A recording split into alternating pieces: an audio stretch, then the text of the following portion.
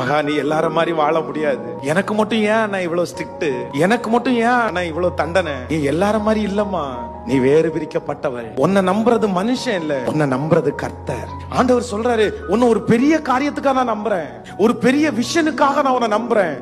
ஆனா சாதாரணமான இந்த மண்ணுக்காக நான் கொடுக்க போகிற மாணிக்கத்தை விட்டுறாதப்பா. உன் கையில பெரிய பெரிய பொறுப்புகள் எல்லாம் கர்த்தர் கொடுக்க போறாரு. நீ 5 நிமிஷம் போய் நின்னு பேசினா போதும், நிறைய பேருடைய துக்கம் மாறுற அந்த அபிஷேகத்தை கர்த்தர் மேல வச்சிருக்கிறாரு. உன் மேல ஆண்டவர் வச்ச அழைப்பு வித்தியாசமானது. ஏன் என்கிட்ட ஆண்டவர் ரொம்ப எதிர்பார்க்கிறாருன்னு நீ கேட்டல, ஆனா ஆண்டவர் என்ன சொல்றாருன்னா, உன் ஃப்ரெண்ட மாதிரி இல்ல, நீ டிஃப்ரெண்ட், நீ வித்தியாசம். உன்னை நான் பெரிய காரியத்துக்கு நம்புறேன். உன் மேல நான் வச்ச திட்டம் ரொம்ப பெருசு. உன்னை கொண்டு நான் செய்ய போறது ரொம்ப பெருசு. உன்னை உயர்ந்த இடத்துல உட்கார வைக்கிறதுக்கு நான் நினைக்கிறேன். அதனாலதான் உன்கிட்ட நான் ரொம்ப